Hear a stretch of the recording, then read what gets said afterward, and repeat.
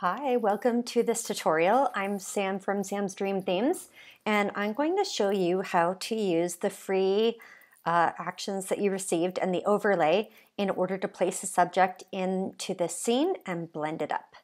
So the first thing you need to have is a subject that has been cut out. I do have a tutorial on how to cut with the pen tool, which is my preferred way of doing things, on my YouTube site. So if you haven't cut your subject out yet, you can go and do that. Once you've got it, what you're going to do is go to File, Place Linked, and I'll use the one that you saw with your purchase for the examples, and I'm going to size her down. Whoops. There we go.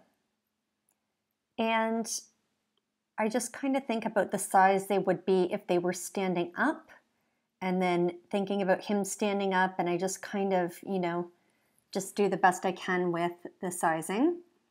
And in this case, I'm not going to have her turned this way. I'm going to have her turned the other way. And so I'm going to hit Command T and then right click and flip horizontal. And I like that she's kind of leaning on him in this case. The next thing I'm going to do is when I cut her out, I didn't do the hair.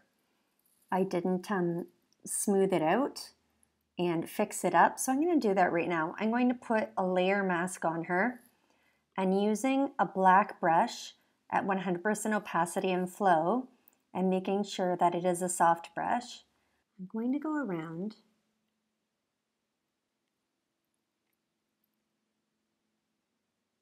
and just take off any of the color that had been there, and I'm just going to smooth it out.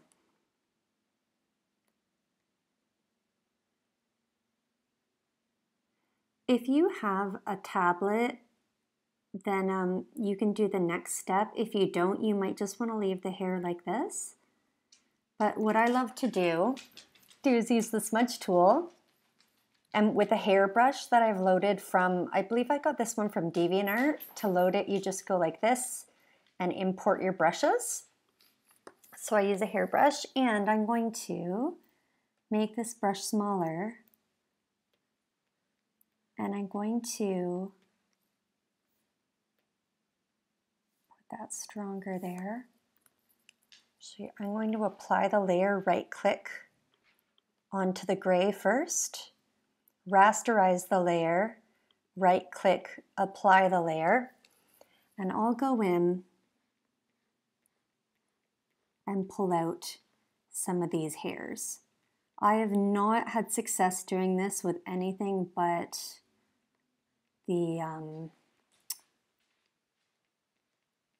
the tablet. But if you think you can do this with a mouse, go for it. And then come teach me your secrets. Actually, I do like my tablet a lot, so this is probably the way I'll be sticking with it. But there we go. I've pulled out some hairs, and I can add some more hairs with like another hairbrush for curls or something if I want. But I'm pretty happy with that. That works. The next thing I'm going to do is go in close to her and just see if there's anything that needs to be fixed up as far as stray hairs go. So just going in, and I'm using the spot healing tool.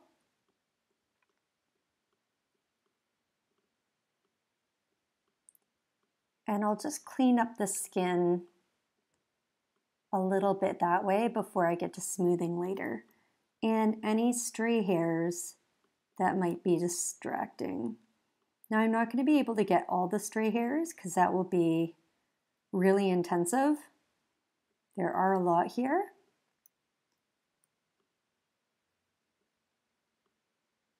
And the mom of this little girl sent me the pictures, but what I like to do if I am taking pictures is just be conscious that I'm smoothing that hair away before I take the picture, and that saves a little bit of grief later on. And sometimes if kids have like little, like here's a little scratch right here on her hand because kids.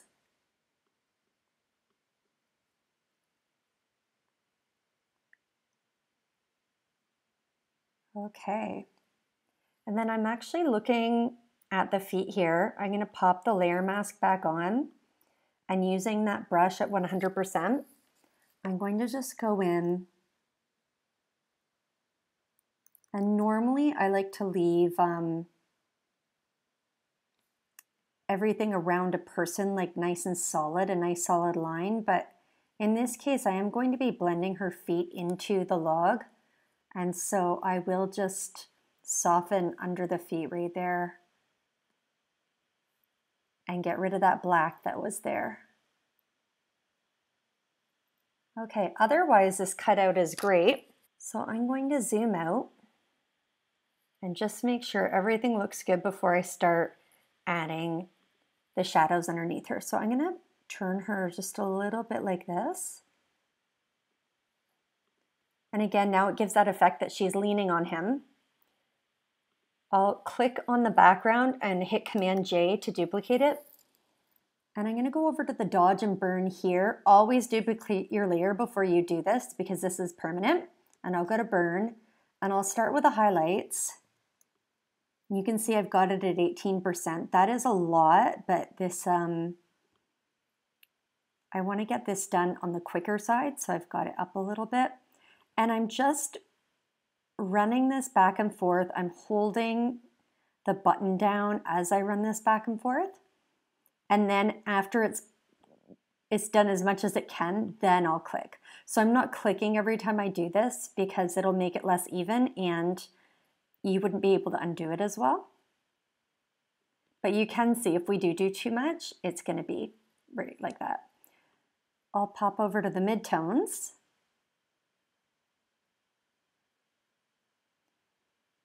And again, I'm not clicking, I'm just running this back and forth. Now I'll click once more. And I just want to get this contact shadow underneath her dress and underneath her feet.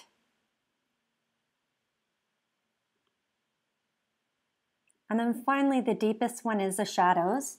And I'm going to make the brush smaller.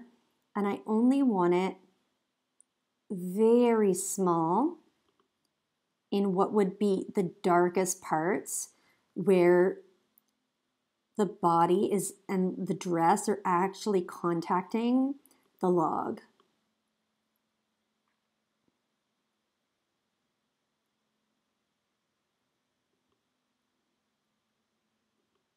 So the shadow does fan out a little bit. And I'll zoom out. That looks nice, but if I did overdo it, I can just go in and lighten it if I need to. But I'm happy with what I did. Because I'm happy with this and I know it's exactly what I want, I am going to flatten it, but you may choose to do File, Save As, and then save it at this point with these layers. But I am happy. So the next thing I'm going to do is go to the actions that you should have downloaded and installed. So if you're not sure how to install them, I'll just show you really quickly. Window Actions. You're going to go to these little lines in the corner and hit Load Actions to find where you loaded them, and then just click and then they'll come up here. So the first thing I want to do is we'll do the skin smoother. This skin smoother uses high frequency separation, which means that it will blur parts, but it will still keep the texture, which is how I like to smooth everything out personally. I don't like my people to look plastic. So I'm going to hit the opacity at 50% and just start smoothing this on all the skin, not smoothing it on stuff like the lips, the nose, the eyebrows, really just the major skin part, like the cheeks, the forehead, etc. Get her neck here.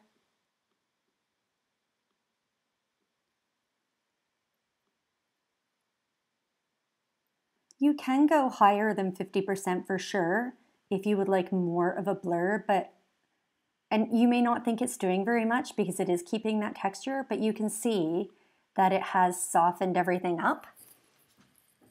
And I will flatten that. The next thing I'm going to do is the 13 paint on skin tones. These are good for any ethnicity of person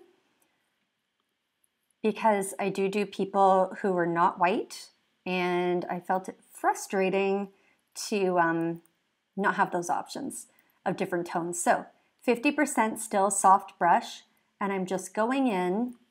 In this case, usually if a person is pretty white, I will do pinky peach for them.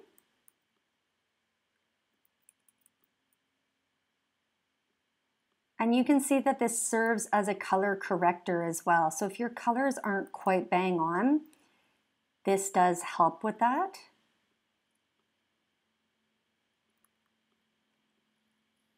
And it will even out skin.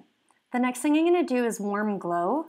I only put this on the brightest parts that are already on the photo. So usually the cheeks, above the lip, a little bit on the lip, above the eyes. I'm just looking for where there's already some brightness or where I could make it brighter. And this is kind of serving like a dodge and burn. And we will come back to this later and do a little bit more dodging and burning. This is going to give depth to your picture. It's going to make it look, yeah, more 3D, more painterly, more magical. And this is what you need to do to blend it in. I could also, because it's kind of similar to the hair, I could go in to the hair as well with this. And just go into the light parts of the hair. And finally, there is a blush down here, and I'll give her a little bit of blush. I like it to be very natural. I'll flatten. Going over to the eyes, I'm going to click Eye Palette. And if I open this up, there's a few things that I can do. Number one, brighten. I'll start at 50%, but you can go higher for this. Now I'll do 100, and actually I like 100% for this. Here's a sharpener, and I'm just gonna go, that one is darkening a little bit, so I might not use the sharpen. Let's give it a go. And then paint on lights and darks. So you can actually use a white paintbrush here.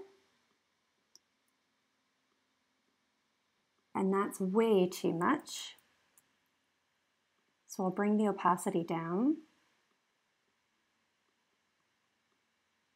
And this will brighten. It won't actually paint white on top, but it will brighten as well.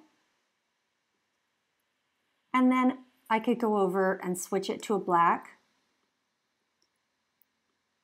and paint it on if I wanted it a little bit darker. I'll flatten this. The next thing I'll do is, she doesn't have any teeth showing, but if I run it, you'll be able to see that you can whiten and brighten. I would say start with a white brush at 50% opacity, and you can always brighten it up more from there if you would like. So I will actually erase this. Now I notice she's a little bit on the yellow side, especially compared to him. The colors in this are a little bit more muted. So I'm going to go to yellow reduction. These can fix the tones, just like they say blue, red, green. So if there's parts of your picture that are too saturated with a certain color, you can definitely fix those with this. And 24 is a great place to start because I don't want to take a lot of the yellow out of her. I don't want her to lose her color completely, but I want her, yeah, to have less saturation for those yellows. And so here is before and after. And you can see that's quite a bit better. And I'll also run a little bit of the red reduction. I notice that she has a little bit of redness in her hands. And again, I'm not going to go much more than 24. I can always do more. If you do more than 24% opacity at a time, this can kind of turn people's skin gray. And I just want to, oh, I do want to do the eyes for sure. And I'm going to go over those a couple times there. There's a little bit of redness just around her forehead here. I do want to keep those cheeks. Usually people's noses are a little bit red.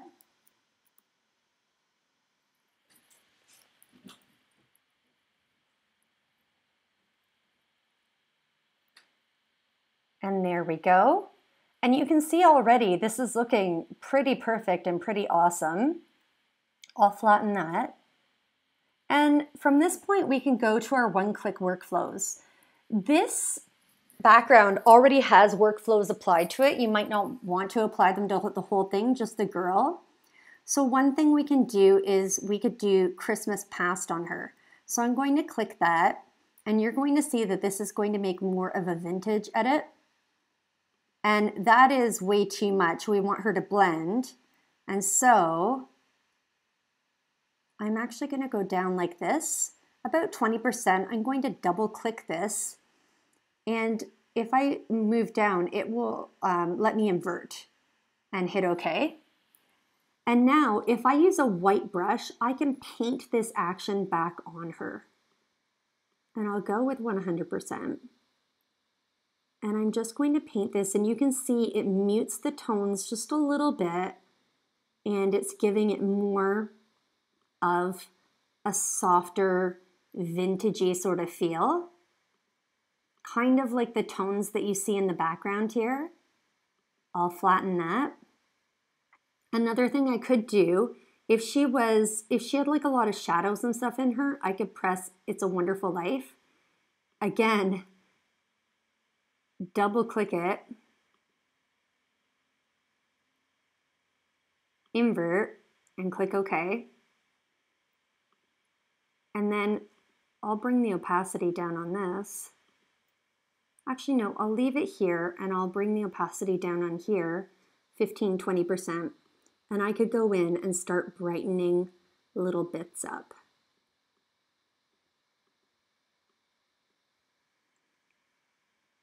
And that does make it look a little bit more natural as well. Layer, flatten. I am pretty happy with this. I would probably keep it close to this as it is. However, I'll also show you the Nutcracker. So this is going to warm it up a little bit if you want kind of more of a pinky warm edit, and I quite like that as well. And I could change the opacity of this and just leave it there and flatten.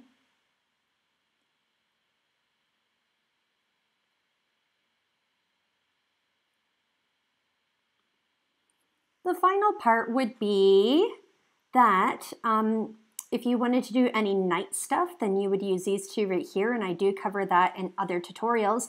The final thing would be dodging and burning. Oops, it'd help if I run it.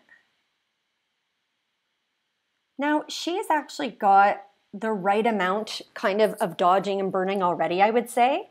But if I do want to show a little bit more depth, I'll go to Paint Black, and with a black brush, a soft one, set at 100% opacity and 5% flow, I can go in and do a little bit of darkening in the darkest parts. And again, when we do this, we're kind of aiming for depth.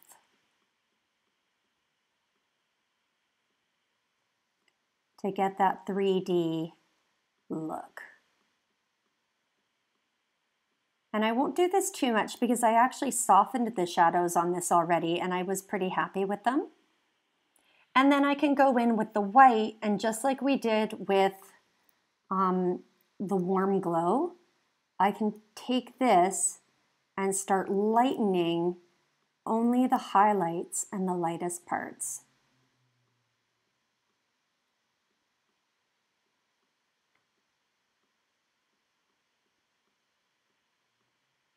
And this will make her dress really glowy and beautiful.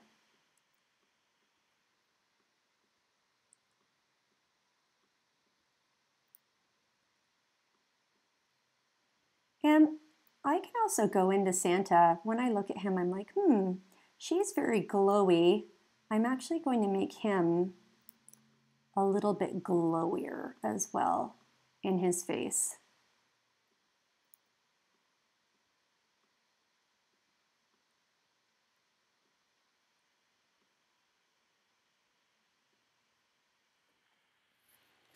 And there we go. Here is a beautiful composite. So I'm going to hit Layer Flatten.